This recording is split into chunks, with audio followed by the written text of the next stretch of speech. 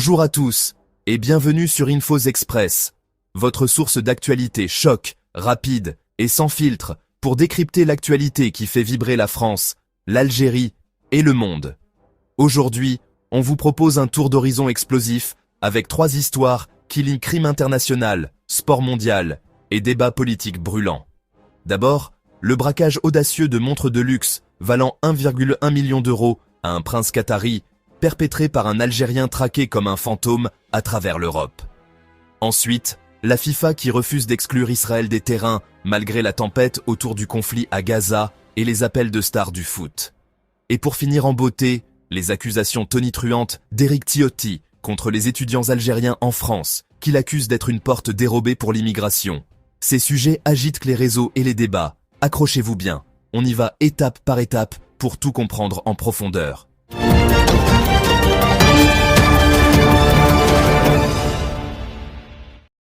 Commençons par ce vol digne d'un film d'espionnage. Imaginez la scène, c'est le 3 avril 2025. Un TGV file à vive allure de Genève vers Paris, emportant un membre de la famille princière qatari en voyage d'affaires. Dans sa petite valise, 4 montres de luxe absolu, des pièces rares de chez Rolex, Patek Philippe et consorts, évaluées à un total ahurissant de 1,1 million d'euros.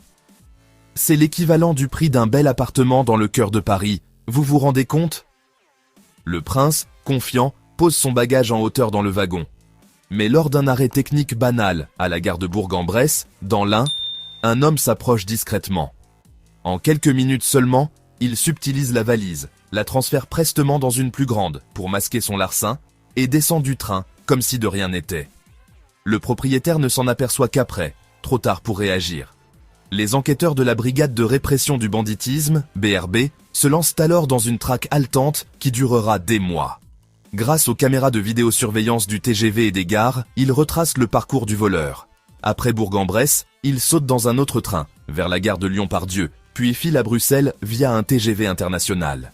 Les données téléphoniques révèlent un numéro louche utilisé pour des allers-retours constants entre la France et l'Algérie, et même des vols aériens suspects. Les policiers croisent ces infos avec les listings des compagnies aériennes. Et bingo, ils identifient formellement le suspect, un ressortissant algérien de 44 ans. Le 28 septembre 2025, au terminal E de l'aéroport Paris-Charles de Gaulle, les agents l'interpellent en pleine tentative de fuite. À ce moment, ils saisissent 400-500 € en liquide dans ses poches, probablement les fruits de ses magouilles. Mais attention, ce n'est pas un petit malfrat de quartier. Lors de la vérification de ses empreintes, les flics découvrent un casier impressionnant. 11 identités différentes utilisées en Europe pour brouiller les pistes. La Belgique et l'Allemagne le traquent déjà pour des vols similaires, et plusieurs pays ont des mandats contre lui. C'est un délinquant international spécialisé dans les cibles high profile, comme ce vol précédent dans un avion.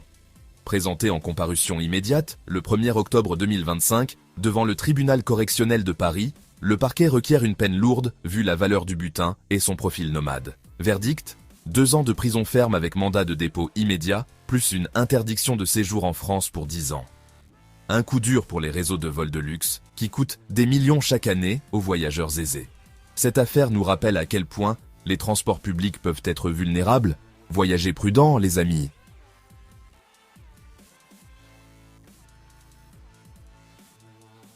On passe au grand stade mondial, la FIFA et la controverse Israël, un sujet qui divise plus que jamais. Prêt pour le coup de théâtre ? La FIFA vient de claquer la porte aux sanctions contre Israël, et ça promet un tollé planétaire. Depuis des mois, le football est pris dans la tourmente du conflit au Proche-Orient. Rappelons le contexte. L'État d'Israël, fondé en 1948, est enlisé dans un bras de fer historique avec la Palestine.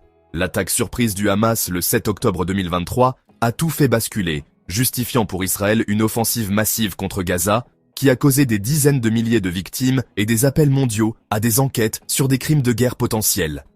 Des ONG comme Amnesty International et des leaders politiques dénoncent une situation humanitaire catastrophique, avec des bombardements qui ravagent la région. Dans ce climat, le sport n'échappe pas à la polémique. Plusieurs fédérations et athlètes exigent que le foot sanctionne Israël, comme il l'a fait avec la Russie après son invasion de l'Ukraine en 2022. Imaginez la pression. Une pétition récente, signée par 48 stars du ballon rond, dont Paul Pogba, l'ex-Manchester United, et Hakim Ziyech, le milieu offensif, circule en ligne. Leur message est clair. Excluez Israël de toutes les compètes, pour symboliser une prise de position ferme. Du côté européen, l'UEFA, l'instance qui gère le foot en Europe, était au bord de la rupture. Des clubs comme ceux de la Premier League et des joueurs de ligues arabes poussaient pour une suspension immédiate de la fédération israélienne. Le comité exécutif devait voter sous la contrainte de pétitions et de manifestations. Mais ce jeudi 2 octobre 2025, la FIFA, l'autorité suprême du foot mondial, a pris les devants avec un communiqué choc de son président, Gianni Infantino. Infantino, souvent critiqué pour son style autoritaire, tranche net, pas de sanctions immédiates. Pour lui, le foot n'est pas un outil géopolitique. Il déclare « À la FIFA, nous nous engageons à utiliser le pouvoir du football pour rassembler les gens dans un monde divisé. Nos pensées vont à ceux qui souffrent dans les nombreux conflits actuels, et le message le plus important que le football puisse transmettre en ce moment est celui de la paix et de l'unité. » Une vision noble, mais qui agace. Pourquoi cette clémence pour Israël, alors que la Russie a été bannie sans hésiter des Coupes du Monde et des qualifs? Les critiques pleuvent des quatre coins.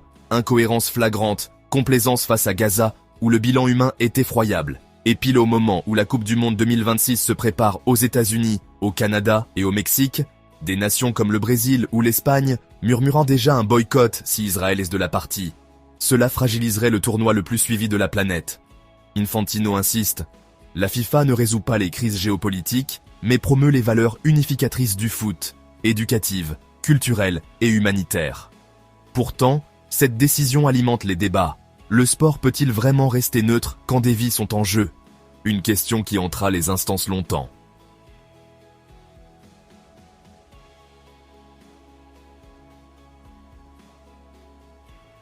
Du ballon rond mondial, revenons en France pour une polémique politique qui touche l'Algérie de près. Les sorties d'Éric Ciotti sur les étudiants, ça va chauffer. Passons à la politique française, où Éric Ciotti, député des Alpes-Maritimes et patron de l'Union des droites pour la République, un parti d'extrême droite bien ancré, a lâché une bombe contre les étudiants algériens. Dans une intervention récente, il balance sans filtre. Le taux d'échec de ces étudiants dans les universités françaises est énorme, bien plus élevé que chez les autres étrangers. Pire, il accuse le boom des visas étudiants d'être une filière d'immigration légale déguisée. Selon lui, la plupart de ces jeunes ne rentrent pas en Algérie une fois leur diplôme en poche. C'est une porte ouverte pour s'installer durablement en France, au lieu d'un vrai échange académique. Ciotti pointe du doigt l'explosion des accords, des milliers de visas octroyés chaque année qui profitent soi-disant à une immigration incontrôlée. Pour contextualiser, la France accueille environ 34 869 étudiants algériens en ce moment. Un chiffre en hausse de 10% sur les 5 dernières années. Ça place l'Algérie en deuxième position des pays fournisseurs d'étudiants étrangers, juste derrière le Maroc et devant la Chine, qui a vu son nombre baisser de 5%. Ces chiffres s'expliquent par les liens historiques profonds entre la France et l'Algérie, héritage colonial, accords bilatéraux en éducation et un système universitaire français attractif pour ses formations en ingénierie, médecine ou commerce. Les Algériens affluent dans les grandes écoles de Paris, Lyon ou Marseille, boostant l'économie locale avec leurs frais de scolarité et leur dynamisme. Mais pour Ciotti, c'est une dérive. Ces étudiants utiliseraient les campus comme tremplin migratoire au détriment des places pour les Français. Les réactions n'ont pas tardé et elles sont vives. Les associations étudiantes, comme l'UNEF ou des groupes pro-immigration, dénoncent une stigmatisation raciste et infondée. Où sont les preuves du taux d'échec énorme? S'interroge-t-elle. Aucune stat officielle ne corrobore ces claims, et des études montrent au contraire que les étudiants maghrébins réussissent souvent bien, motivés par la qualité des diplômes français. Les défenseurs des droits humains, comme la LDH, accusent Ciotti de semer la division pour des motifs électoraux, en ciblant une communauté jeune et ambitieuse qui enrichit la France culturellement et économiquement. Historiquement, ces échanges franco-algériens datent de l'indépendance en 1962 et ont formé des générations de leaders. Ciotti divise, mais sans données solides, ces mots risquent de marginaliser des milliers de jeunes qui viennent justement pour bâtir un avenir meilleur, pas pour tricher le système. Un débat qui reflète les tensions actuelles sur l'immigration en Europe, à suivre de près. Et voilà, on boucle ces actualités express qui croisent crime, sport et politique franco-algérienne. De ce vol qui fait rêver les cinéastes au refus de la FIFA en passant par les pics de Ciotti, l'actualité ne manque pas de piquant.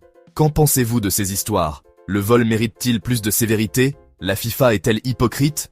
Et Ciotti a-t-il raison sur l'immigration étudiante?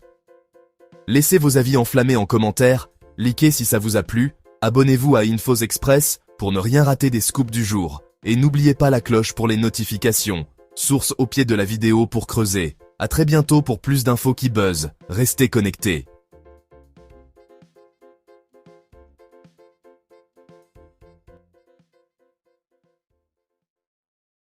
Abonnez-vous à notre chaîne.